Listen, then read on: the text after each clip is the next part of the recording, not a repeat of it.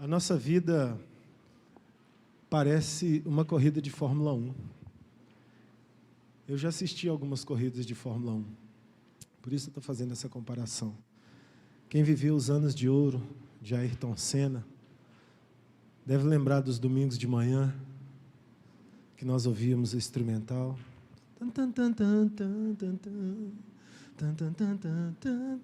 Aquilo mexia com o nosso emocional.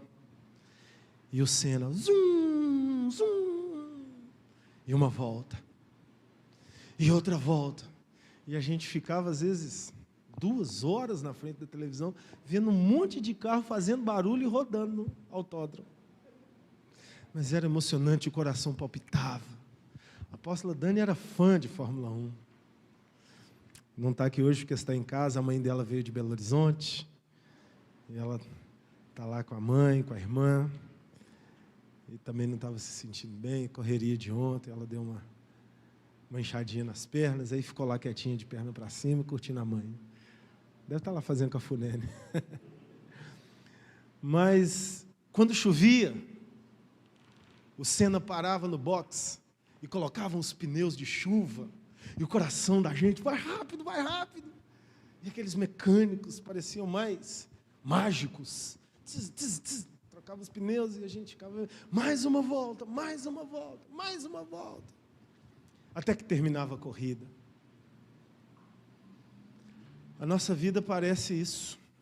Nós estamos chegando no final de mais uma volta, 2021. Precisamos colocar pneus de chuva. Tiveram dias de sol escaldante, dias que esbarramos o carro, dias que fomos ultrapassados, dias difíceis. Mas, querendo o bom Deus, dia 31 de dezembro, às 23h59, estaremos aqui, se assim o Senhor nos permitir, de joelhos, quem aqui estiver, completando mais uma volta. Até tocar o céu. Que vamos ter que dar voltas, não há o que fazer quanto a isso. O que precisamos saber é como daremos essas voltas. E qual será a volta da plenitude? Isso faz toda a diferença na nossa vida. Por isso eu quero te dizer, se está difícil, não pare de acelerar o carro da sua vida. Continue, porque você ainda tem oxigênio no pulmão para mais uma volta. Uma vez um menino, num parque de diversões, estava olhando, com os olhos brilhando, um touro mecânico, que tinha um prêmio para quem conseguisse atravessar, suportar as 12 fases de dificuldades daquele touro. Um iPhone estava na vitrine como prêmio. E as pessoas subiam, eram 12 níveis de dificuldade, e o operador apertava o botão e o touro começava a sacudir, e a pessoa subia com aquela... não passava do 2º nível, caía. E o menino com os olhos brilhando, sonhando com aquilo. Aquele operador se compadeceu do menino, e chamou ele no canto e falou assim, aqui, eu vou te contar um segredo.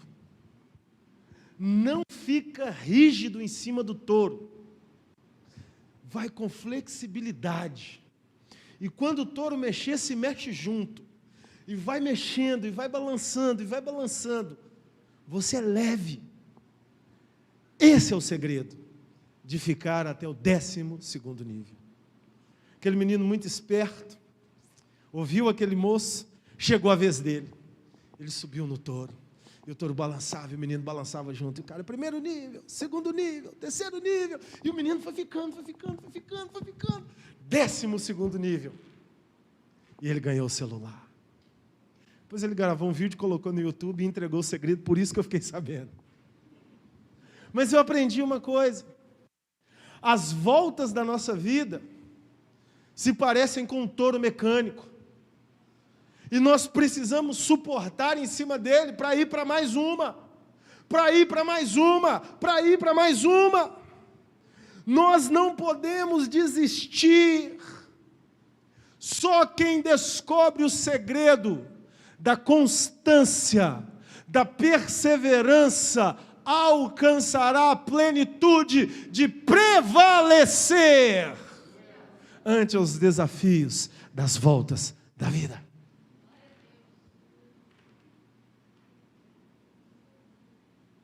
Você precisa aprender o segredo. Você precisa ser flexível. Eu preciso ser. Não podemos nos parar diante dos problemas e dizer, eu não vou mais. Mas precisamos focar. E ainda, quando há oxigênio em nossos pulmões, avançar. Se podemos correr, corremos. Se estamos feridos e é necessário andar, caminhamos. Se estamos machucados e é possível arrastar, nos arrastemos, mas não desistamos dos desafios da vida. Existe um Deus olhando por nós. O povo de Israel, como é um exemplo para várias coisas, é um exemplo disso para nós. Israel foi desafiado por Deus a dar voltas no deserto, convocado por isso, para isso. Israel estava no Egito, escravizado.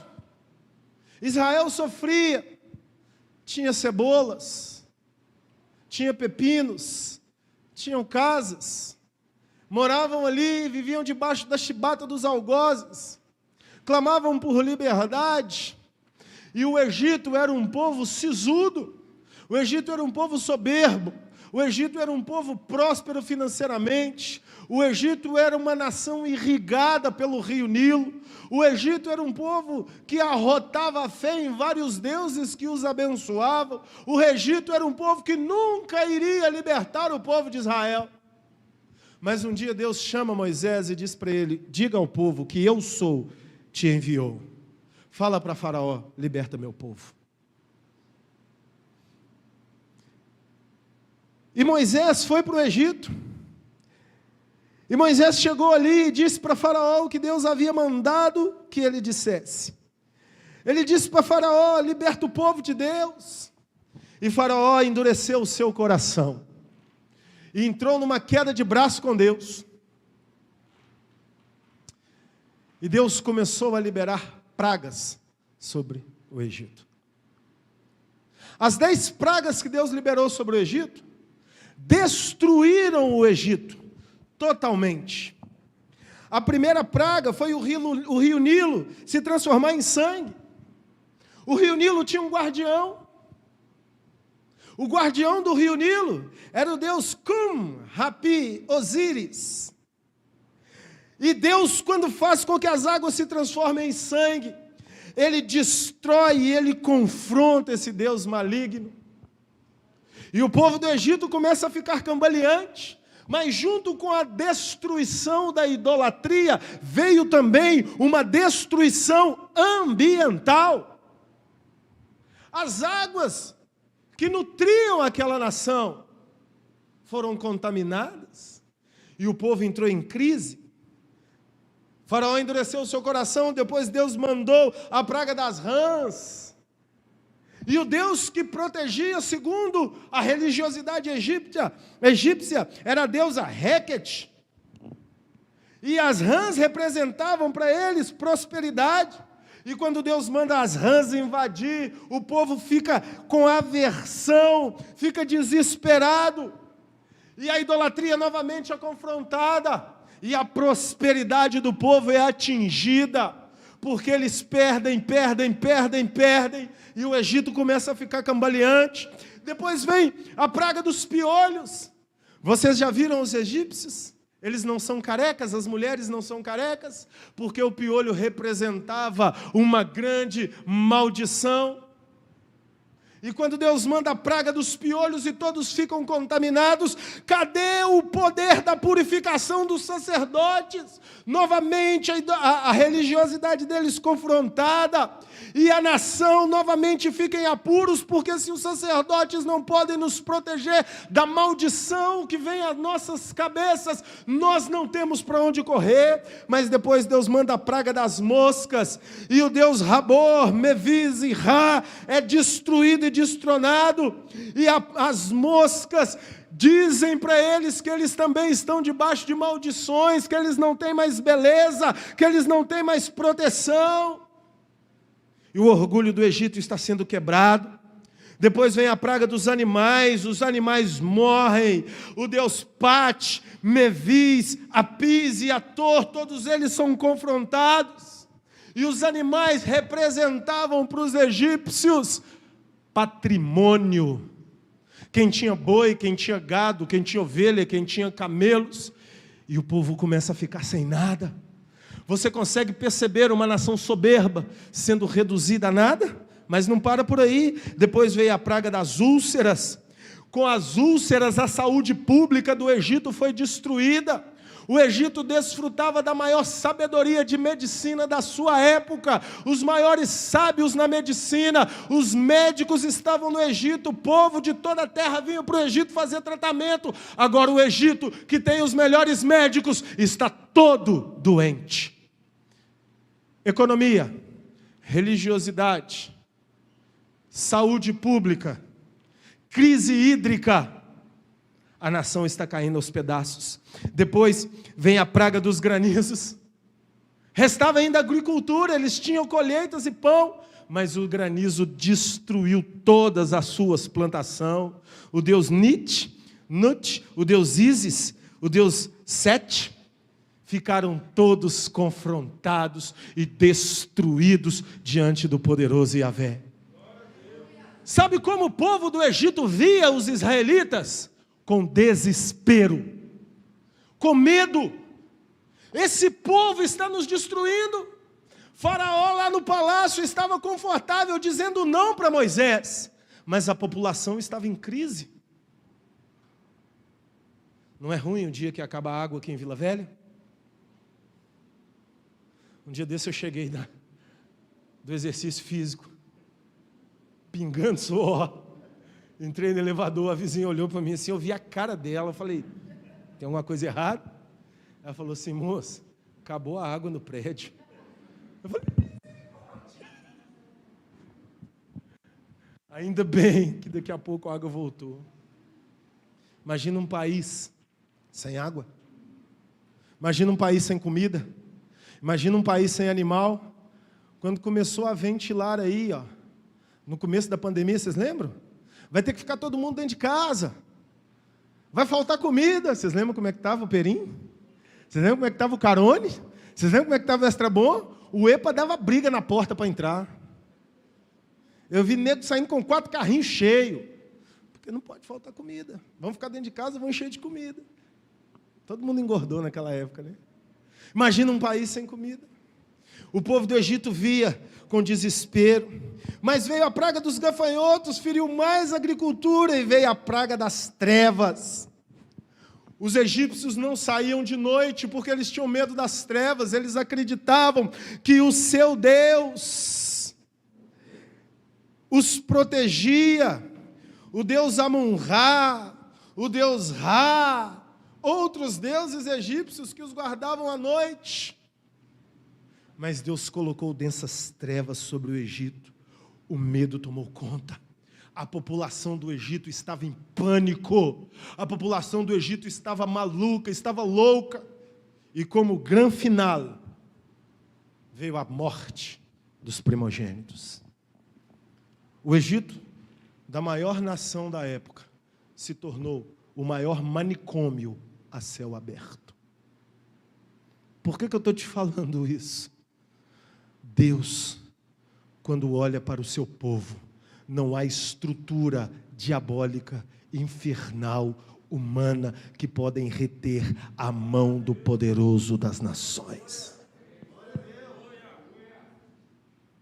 E a Bíblia diz que quando o povo foi sair do Egito, Deus disse para o povo de Israel, peçam aos egípcios ouro, prata e joias. Salmo capítulo 100. Coloca aí para mim, fazendo favor, o primeiro versículo. Está aí, o primeiro versículo que está aí, que eu esqueci aqui agora.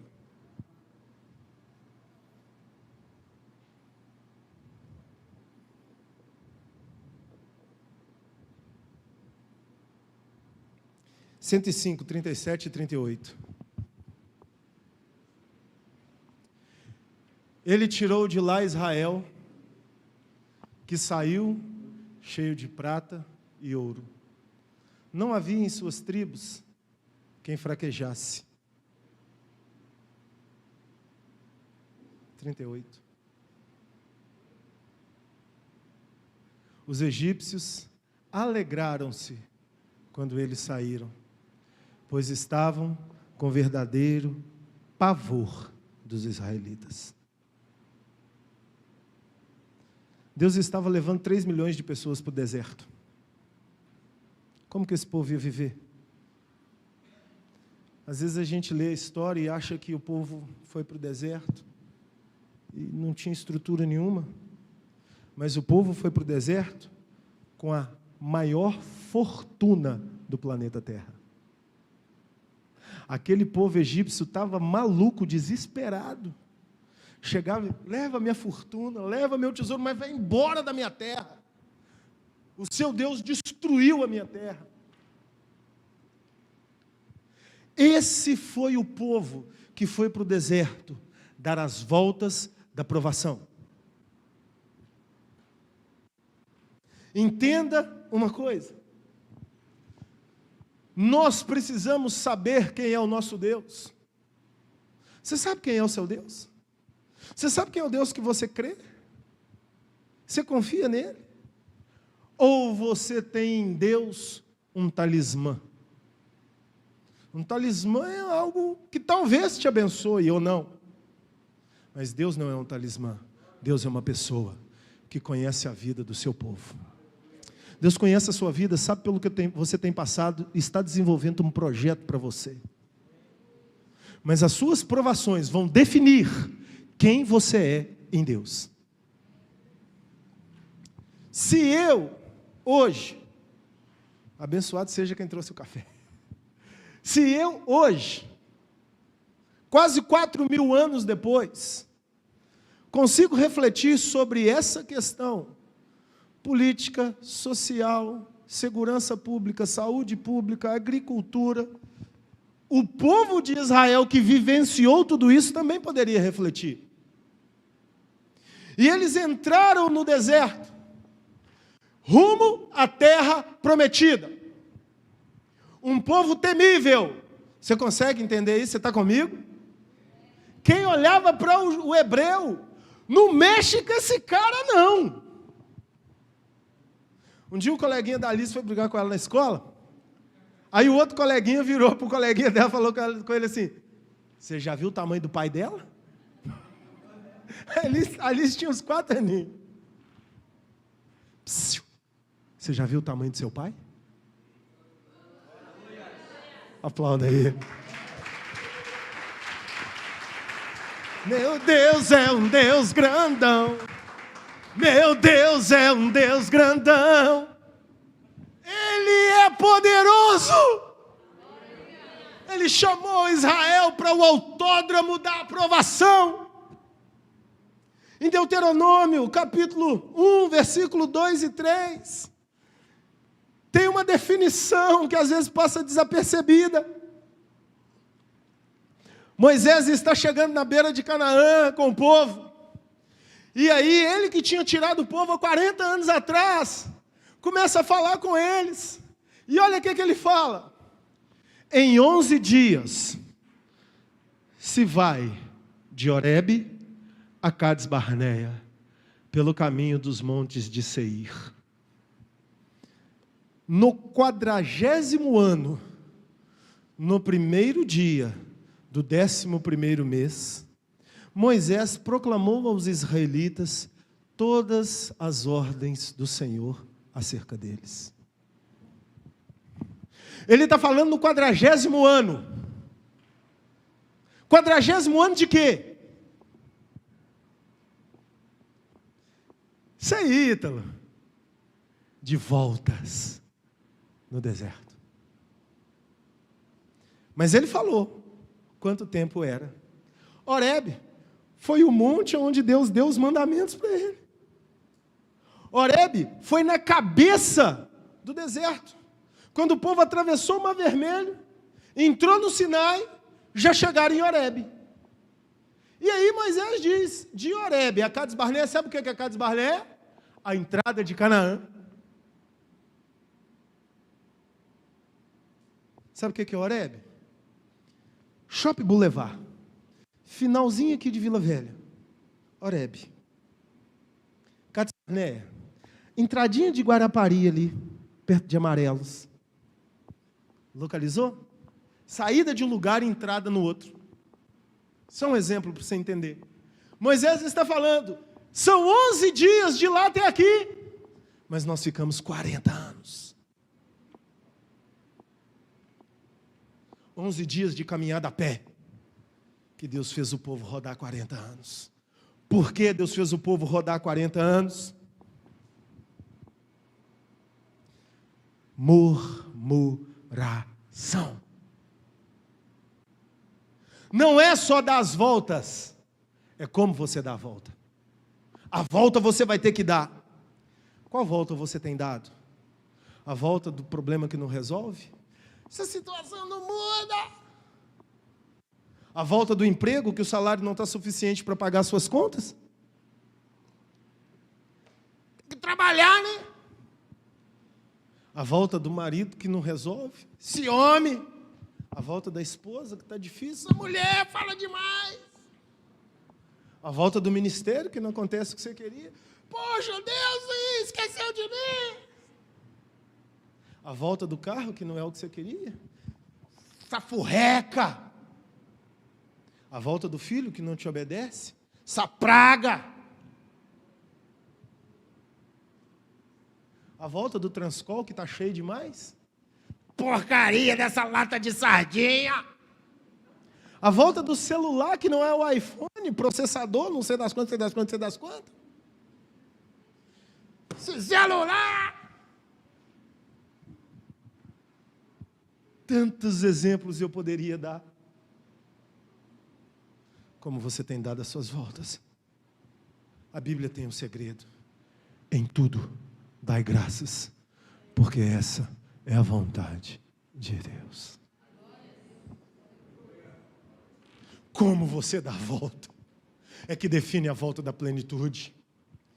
Israel saiu do Egito cheio de riqueza, cheio de moral, entrou no deserto. Moisés, você nos trouxe para morrer aqui. No Egito a gente tinha cebola, no Egito, cara, olha o que Deus fez. Olha o que Deus já te deu. Olha como Ele te ama. Um dia veio um murmurador, chegou para mim e falou, poxa, Deus me abençoe, poxa, Deus do céu. E eu irritado, eu estava a fim de dar um bicudo nele. Aí eu olhei para a cara dele e falei assim, para! Ele assustou, né? Eu falei assim, faz assim. Faz aí. Chegou oxigênio aí? Chegou? É motivo suficiente para você aplaudir o Deus que te mantém vivo.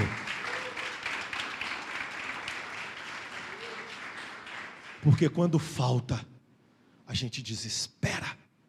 Quem já passou por afogamento aí? Quem ficou sem ar aí no Covid? Não vem. Quem tem crise de bronquite, de asma? Sabe o desespero que é. Mas enquanto tem, está reclamando, está andando, e está reclamando que o sol está forte. Poxa, você tem perna! Está comendo, e está reclamando que não tem a picanha, o camarão, o escargot, o quê? A barriguinha está cheia. Está bebendo água, e está reclamando. Está indo para a escola, seja ela pública ou particular, e está reclamando. Está indo trabalhar, e está reclamando do patrão. Tem esposa, para te fazer alegria, né? Depois das 23 horas, e está reclamando.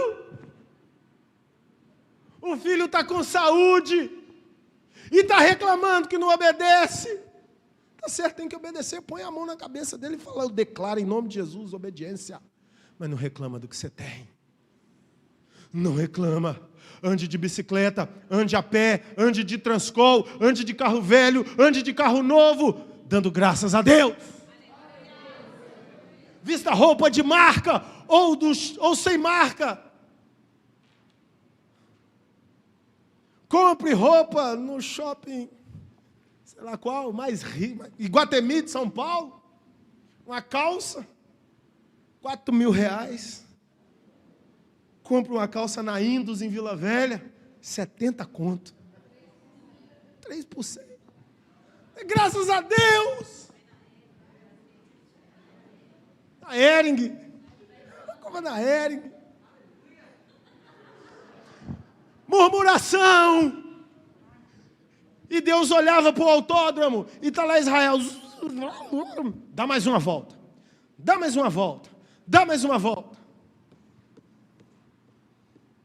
De nada adianta ter potencial sem fé, sem perseverança, para alcançar a plenitude. O processo só faz sentido quando nós alcançamos o prêmio que nos faz olhar para trás e entendê-lo. Aí ele faz sentido. Você só vai entender o resultado dessa provação que você está passando depois que você passar por ela. Você nunca entende processo olhando para frente. Você só entende olhando para trás. O problema é que a gente está no processo e está olhando para frente tentando entender. Passa sem entender. Mesmo sem entender. Mesmo sem entender. Tales, né? Eu confio em Ti. Não dá para entender e nem aguentar muitas vezes. É um equívoco quando diz: Deus não permite que venha sobre nós luta maior do que possamos suportar. Não é isso que a Bíblia diz. A Bíblia diz que Deus não permite que venha sobre nós tentação maior do que podemos suportar. Pecado. Pecado. É isso que Deus não permite. Porque toda tentação que vem sobre você, você pode resistir. Se você peca, é porque você quer. Mas tribulação, luta, angústia, desespero é maior do que nós podemos suportar? Sim.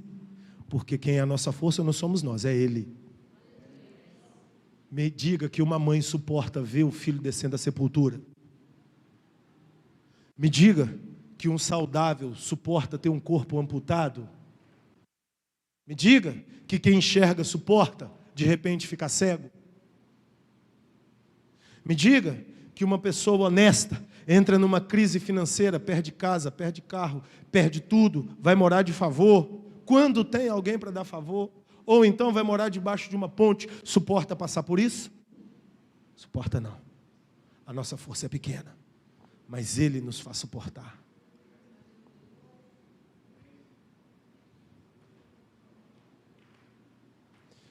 Quando nós estamos passando por processos insuportáveis, eu sei que tem gente aqui nessa noite que está passando por isso. E Deus manda te dizer, não tente entender. Só continua dando a volta. Sem murmurar. Dando graças a Deus. Sem entender. Graças a Deus. Eu conheço uma senhora. Mulher de Deus. Perdeu a filha de 39 anos. Esse mês. E o genro dela estava me contando, apóstolo, quando eu dei a notícia, ela se ajoelhou no chão, estendeu as mãos e disse, graças a Deus. Aquilo liberou uma unção de consolo sobre a família. A filha estava bem, morava no Rio Grande do Sul, veio passar uma semana aqui em Vila Velha, passou mal, foi para o hospital e não saiu mais. De lá, foi para o cemitério. Minha amiga. Foi embora. Até hoje eu não... Quando eu penso, eu falo, ela foi mesmo. Quem suporta?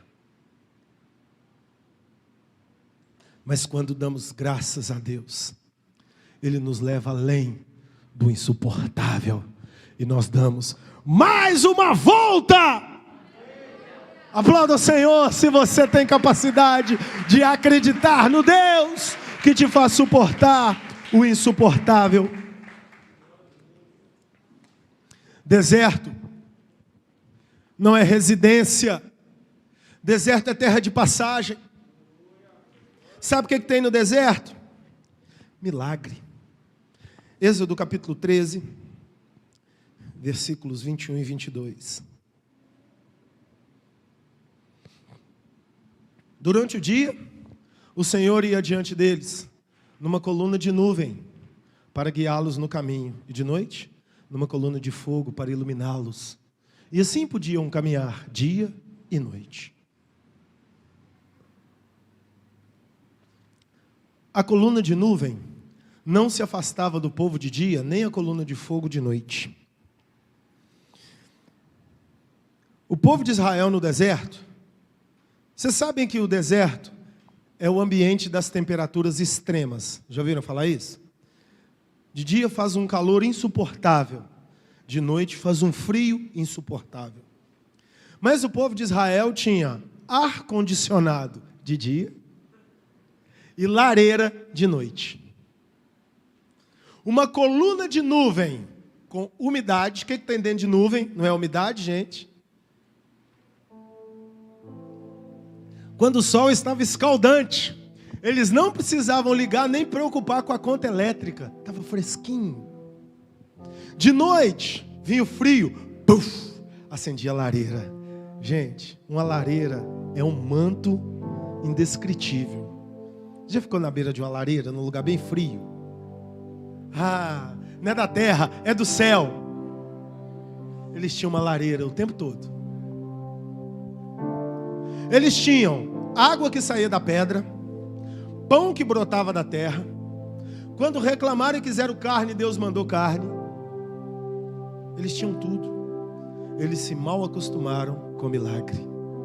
Sabia que o milagre, sem o entendimento correto da vida espiritual, gera malditos? Às vezes as pessoas querem o milagre, querem o milagre, querem o milagre, e abençoados são se não receberem o milagre. Porque quando recebem o milagre, desvalorizam o doador do milagre. Quantos eu conheço nessa minha caminhada ministerial, que foi só receber o que pedia, deu linha na pipa. Obrigado, Deus, pela esposa que me destes, pelo emprego que me destes, pela vitória que me destes. Fui. E quantos eu conheço que estão gemendo na presença de Deus? E quanto mais gemem, mais fiel ficam. Um dia eu conversava com um jogador de futebol que jogou no Milan, que jogou no Flamengo, que jogou no Fluminense, quando júnior. Jogou mais uns 2 times da Europa que eu esqueci o nome. Quando eu conheci ele, ele estava com 25 anos. Frustradão em Vila Velha, falando, não abre a porta para mim. Eu não sei, eu já tive lá. Eu bati bola com o Kaká, eu bati bola com fulano, e o cara bom de bola. E ele falava comigo e eu ficava sem argumentos. Aí Deus me deu a revelação. Diga a ele que lá, nas rodas de fortuna da Europa, ele seria mais um número a ser contado no inferno.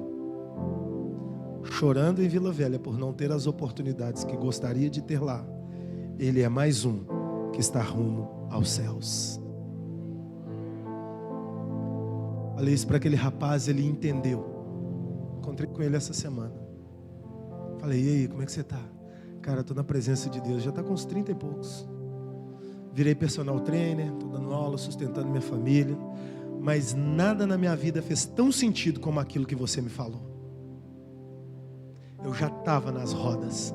E você sabe o que rola nas rodas dos milionários na Europa da vida: sexo, drogas e rock and roll. É ou não é? É ou não é? Mas os que estão gemendo aprendem que o lugar mais seguro da existência é os pés do Senhor, rejeitando o pecado, custe o que custar. Israel viveu tanto milagre que esqueceu disso. Murmuraram, murmuraram, murmuraram. O que é gerado no deserto em você te capacitará para duas coisas. E quem define qual das duas coisas é você mesmo. O que é gerado no deserto em você te capacitará para mais uma volta, para a conquista plena, ou te capacitará para morrer no deserto. Depende de como você está dando as voltas. Olha o que aconteceu com o povo de Israel. Número capítulo 13, versículos 31 e 33. Agora eles estão chegando na beira da terra prometida, já depois dos 40 anos, murmurando, reclamando, passando. E Moisés pega 12 e fala com eles: vão espiar a terra. Mas os homens que tinham ido com ele disseram: não podemos atacar aquele povo, é mais forte do que nós. Espalharam entre os israelitas um relatório negativo acerca daquela terra. Disseram: a terra para a qual fomos em missão de reconhecimento devora os que nela vivem. Todos os que vimos são grandes em estatura. Vimos também os gigantes, os descendentes de Enaque, diante de quem parecíamos gafanhotos, a nós e a eles. Versículo 34. Naquela noite toda a comunidade começou a chorar em alta voz. Vocês lembram como eu contei para vocês que Israel saiu do Egito? Eles saíram do Egito parecendo gafanhotos para o povo do Egito? Eles saíram parecendo gigantes, não foi? Essa notícia correu por toda Canaã. Em todos os países se falavam de Israel. Quem é Israel? Você já viu o tamanho do pai dele? Não mexe com esse povo não.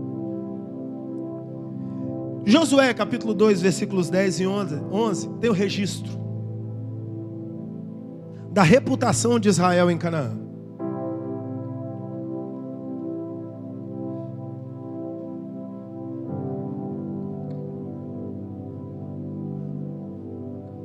Josué 2, 10 e 11.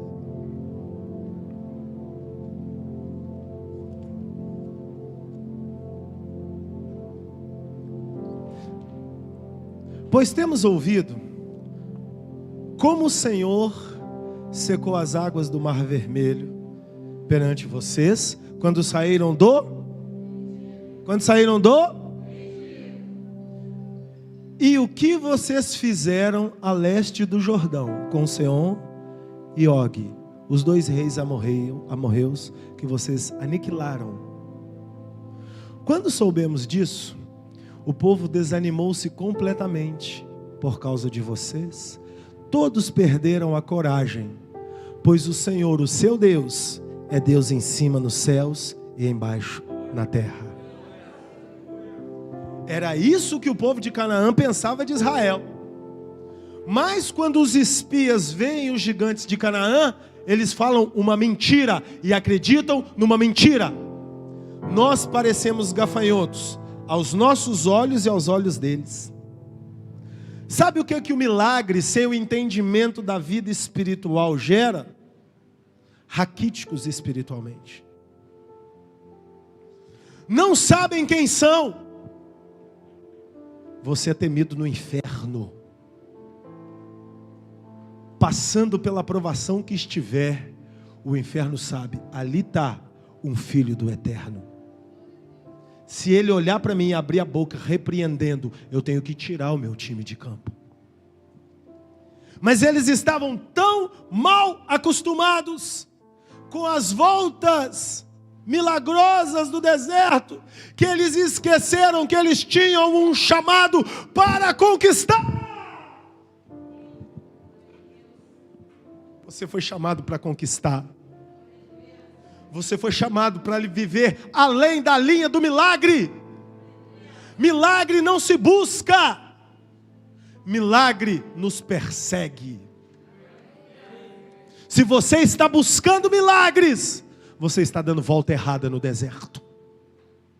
Mas se você tem convicção que ao seu passar, o milagre vem junto com você. Você entendeu o que é ser um conquistador, está rumo à volta da plenitude. Se você recebe essa palavra, aplauda o Senhor.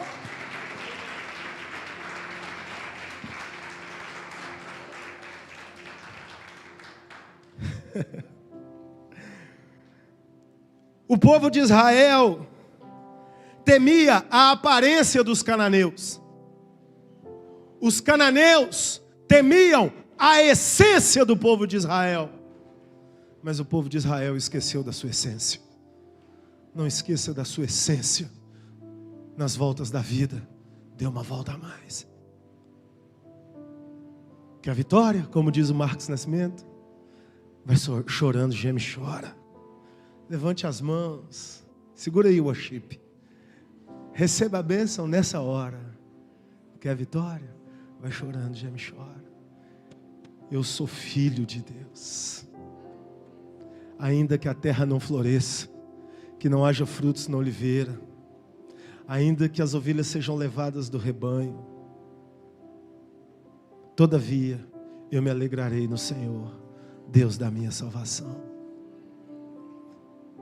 Se você está se vendo como um gafanhoto, você está acreditando em mentiras, como Israel acreditou em mentiras. E acreditando nas mentiras, eles acabaram com a paciência de Deus. Que um caminho que, se eles tivessem sido perseverantes, constantes, teriam prevalecido em 11 dias. Deus os fez rodar 40 anos. Deus é paciente, gente. Talvez bênçãos que você poderia alcançar aos 20, você só vai alcançar aos 60. Porque está dando volta de murmuração. Mas quando a bênção chegar, um dia com ela, faz valer todos os outros que você perdeu. Mas eu sou meio intenso. Particularmente, eu não quero perder nenhum dia. Por isso eu arranquei a murmuração da minha vida. E eu vejo os frutos disso. Quem anda comigo sabe disso. Sabe ou não sabe, gente? Não explica. Não explica. E quando Deus faz, eu digo: Jesus, o Senhor me assusta. Tá certo que eu gosto, mas é mais do que eu podia imaginar. Aí Jesus disse: eu posso dar muito mais. Só permanece, só permanece, só permanece, só permanece. Bênção é carinho de Deus. O propósito é a vida dele dentro de nós. É acordar todos os dias desejando Jesus. É olhar para o pecado e dizer para ele: a presença de Deus é mais gostosa que você. Sai! E sai! E sai! Isso aqui vale a pena. O povo de Canaã entendeu quem era Israel antes que Israel entendesse quem era. Mas tiveram dois no meio do povo que entenderam que as voltas no deserto podem gerar o coração de quem chega na plenitude. Números capítulo 14, versículos 6 a 8. Josué filho de Num e Calebe filho de Jefté, dentre os que haviam observado a terra, rasgaram as suas vestes. E disseram a toda a comunidade dos israelitas: a terra que percorremos em missão de reconhecimento é excelente.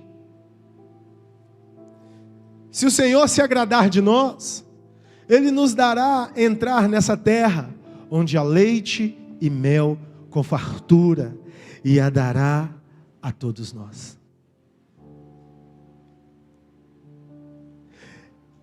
Isso aqui estava no começo. Eles passaram os 40 anos suportando aquele povo, acreditando nisso. Se o Senhor se agradar de nós, Ele nos dará a terra. E você sabe o que aconteceu. Deus chega para Moisés e fala: Moisés, chega. Aqueles de 40 anos para baixo não entrarão na terra. Ou seja, os que saíram do Egito não entrarão na terra, perdão, de 40 anos para cima, não entrarão na terra, mas os de 40 anos para baixo, esses entrarão, os que nasceram no deserto, os que não viram o que aconteceu no Egito, os que não viram os milagres do Egito, os que não saíram com as riquezas, mas que nasceram num tempo de milagres. Esses podem entrar, mas aqueles que viram são indesculpáveis. Cuidado com a murmuração. Cuidado. Quando você vê a mão de Deus, daqui a pouco você passa por uma luta, esquece da mão de Deus. Você se coloca na galeria dos indesculpáveis. Porque o Deus que fez ontem é o mesmo que faz hoje e o que fará amanhã. Quem está vivo aí, levanta a mão. Você chegou até aqui, não chegou? Daqui para o final está muito mais fácil. Você já passou para chegar até aqui. Daqui para o final. Não esqueça que Ele te tirou com a mão forte do Egito e te encheu de riquezas. Passaram-se os 40 anos, e Josué e Caleb estavam lá na espera, conservando a fé e disciplina. Tem um dado muito interessante sobre disciplina. Todo aprendizado na vida necessita de 10.000 horas de prática para que se haja êxito com excelência. Chegaram para um grande cantor italiano, desses de ópera, e disseram para ele: que voz linda você tem, como pode ter nascido com uma voz dessa? Ele disse: eu não tenho a voz bonita, eu tenho a voz normal, mas eu pratiquei mais de 10.000 horas as técnicas de canto ao longo da minha vida. Isso me fizeram explorar o melhor que tem dentro da minha garganta e que tem dentro da sua, só que você não sabe explorar. Sabe qual é a característica do murmurador? Ele abandona o barco na primeira crise.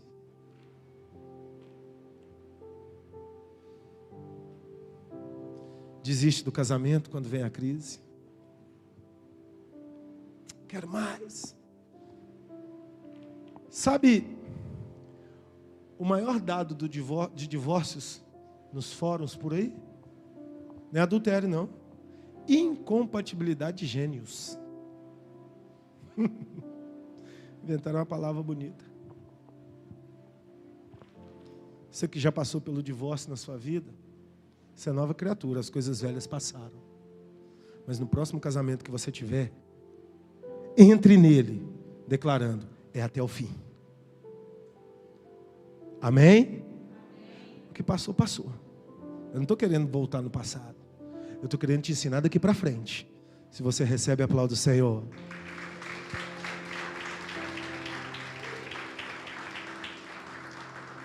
Eu vou até o fim. Quando os dois têm essa proposta, pode vir o que vier, eles vão juntos. Muitos desistem do emprego na primeira semana, na primeira dificuldade, no primeiro aperto. Vou pedir conta, estão abusando de mim.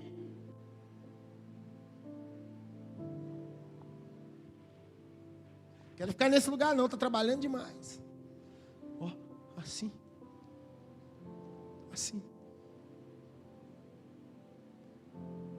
Eu contratei um cara uma vez numa certa empresa, e eu vi o currículo do cara, falei: pô, esse cara vai. Aí eu dei uma missão para ele, ele precisou fazer 3 horas extra. Aí voltou com o carro da empresa cheio de multa e pediu conta. Eu nem falei com ele, mas eu tinha um plano para ele. Muitos desistem do ministério. No nosso caso, base, né? Não há, não. De ensaiar sábado de 2 às 6. Ter culto de jovem à noite, tá domingo no culto, tô fora. Espera aí, tem atividade segunda, tem atividade terça, tem atividade quarta, quinta, sexta. Tô fora. Tem que jejuar, Deus me livre. Vamos fazer a campanha no monte? Vou nada. Quer milagre. E a disciplina?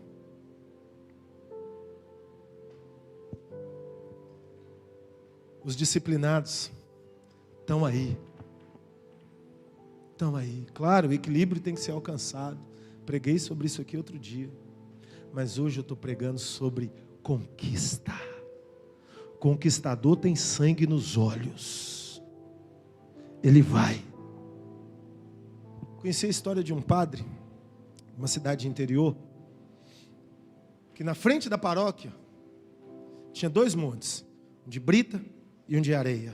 Ele sempre deixava ali. E o pessoal sempre vinha pedir para ele cesta básica.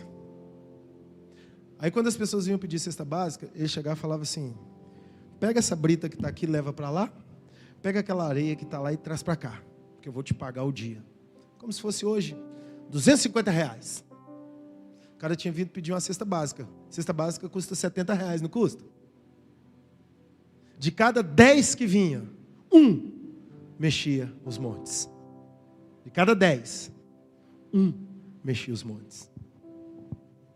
Aí perguntaram para ele: seu padre, por que o senhor deixa isso aqui? Para nada, só para ver se quem está pedindo está querendo mesmo receber. Conseguiu entender? Talvez Deus está colocando um monte de areia na sua frente, falando: meu filho, leva para lá. Por que, Deus? Leva para lá. No fundo, ele só está querendo saber se você é um covarde ou se você é um conquistador. É você que define o seu destino. Esquece esse negócio de lucrar com Deus. Esquece. Se você se relaciona com Deus para se dar bem, eu quero te encorajar. Para com isso. Entenda. Deus te chamou para te desafiar. Uma volta a mais. E só vai subir se no final alcançar a volta da plenitude. Porque todos os que irão para o inferno terão dado voltas no autódromo da vida. Não terão? Mas no final não valeu de nada, espiritualmente falando.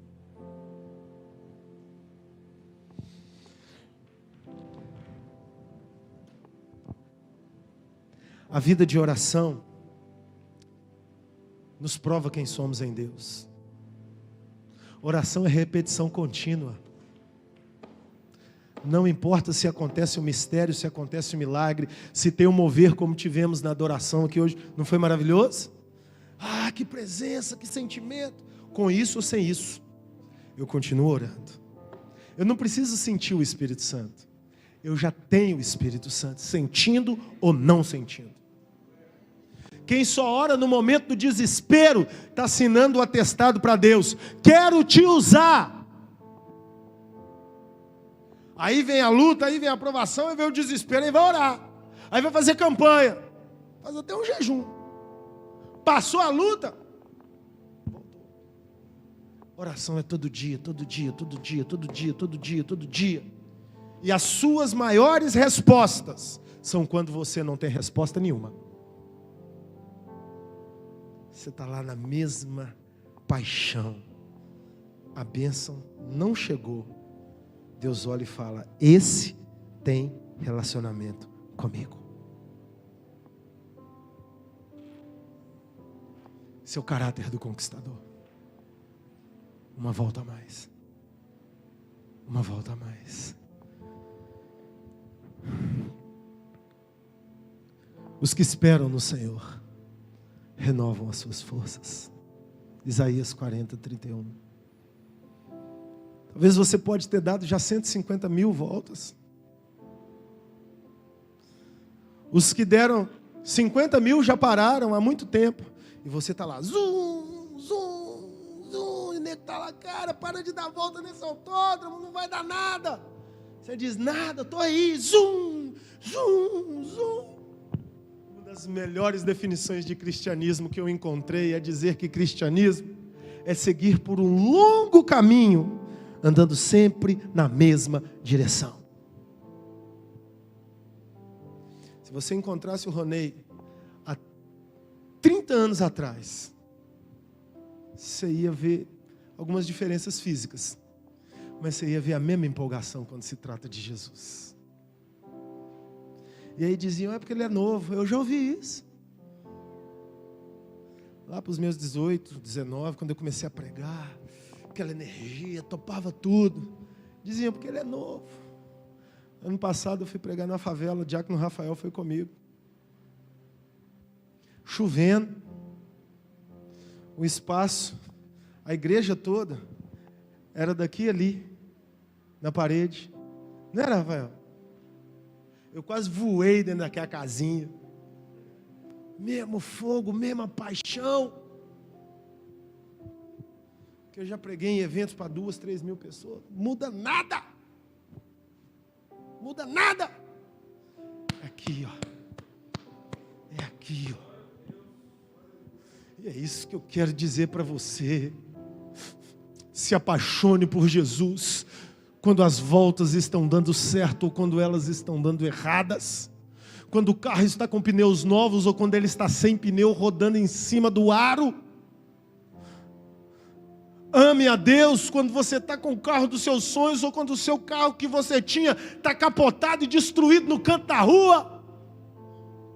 Glorifique a Deus quando você come o que você quer ou quando você não tem o que você quer e pouco para suprir a sua necessidade básica. Continue dando voltas, continue dando voltas, continue dando voltas, continue dando voltas, e vai chegar um momento que você vai perceber que você já não está dando mais voltas, você está voando.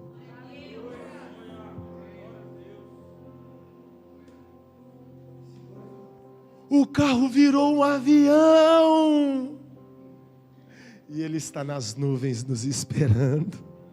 Não é por acaso que as bodas do Cordeiro serão nas nuvens. Só chega na nuvem o veículo que alcançou o potencial máximo da sua velocidade na terra. Nós voaremos.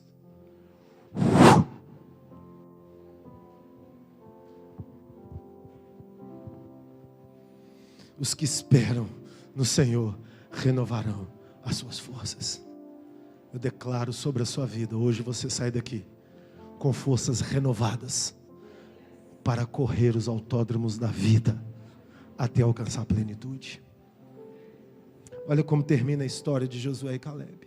45 anos depois daquele dia, que eles já estavam com 40 anos.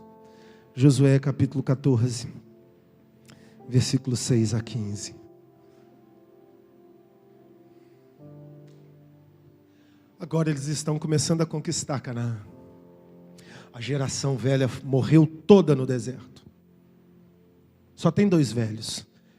E a meninada. A meninada que eu estou dizendo já tinha uns 40 anos, né? Mas eles estavam com mais. Então os filhos de Judá chegaram a Josué em Gilgal. E Calebe, filho de Jofené, o quenezeu, lhe disse: tu sabes a palavra que o Senhor falou a Moisés, homem de Deus, em Cades Barneia, por causa de mim e de ti. Da idade de 40 anos era eu, quando Moisés, servo do Senhor, me enviou a Cades Barneia a espiar a terra. E eu lhe trouxe a resposta como sentia no meu coração. Mas meus irmãos que subiram comigo fizeram derreter o coração do povo. Eu, porém, perseverei em seguir ao Senhor, meu Deus. Leia-se, eu, porém, continuei dando voltas no autódromo.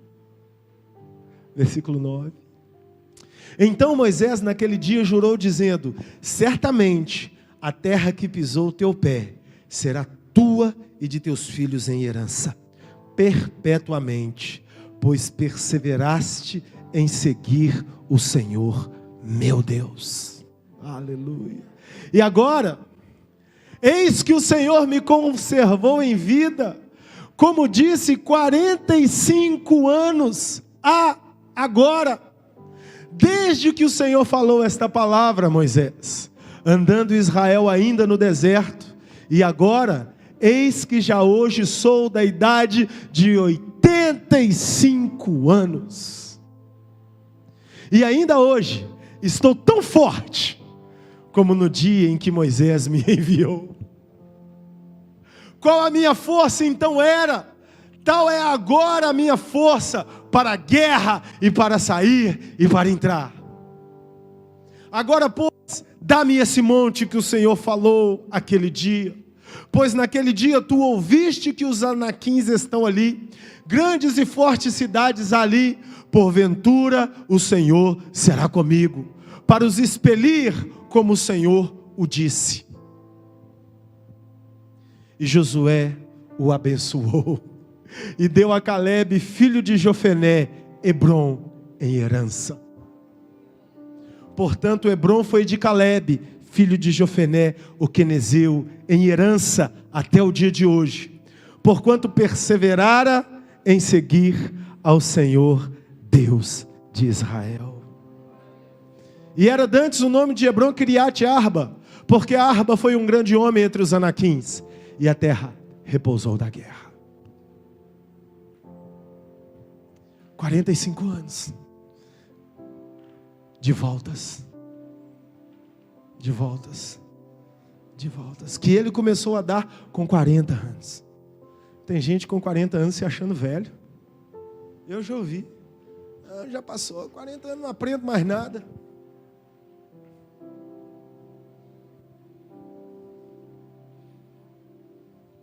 Acabaram as minhas oportunidades. Agora, diga isso não. As voltas estão aí para serem dadas. Com 85 anos, Calebe chegou para Josué. Josué já era o conquistador. Estavam os dois lá, só tinha sobrado os dois contra todas as probabilidades. Josué estava com 85, 86 anos nessa época. Já tinham conquistado vários reinos, já tinham entrado na terra. Moisés já tinha morrido, eles já estavam conquistando. E vão conquistando, e Calebe lá junto. Quando chegou em Hebrom, Calebe disse: Moisés, Josué, esse aqui é meu. Há 45 anos atrás ele foi me prometido. Eu rodei todas as voltas no autódromo, Josué. Agora, tem um gigante lá ainda, mas eu estou pronto para a briga. Se ele vem quente, eu já estou fervendo. Eu vou detonar, Josué, me dá minha terra. Josué não deu um milagre para Calebe. Josué deu uma guerra para Calebe, que com 85 anos subiu e destruiu o gigante. Por isso que Hebrom se tornou a terra de consagração de reis. Saul, Davi, todas as dinastias recebiam a unção em Hebrom quando iam assumir o reinado. Sabe por quê? Hebrom representa a volta da plenitude. Não importa a sua idade, não importa pelo que você tem passado, não importa o que tem vivido a sua família, não importa o que foi destruído, não importa o que a enxurrada levou, levante sua cabeça e diga: Deus, eu estou pronto, mais uma volta. Mais uma volta, mais uma volta, até eu perder as rodas e ver que elas viraram asas.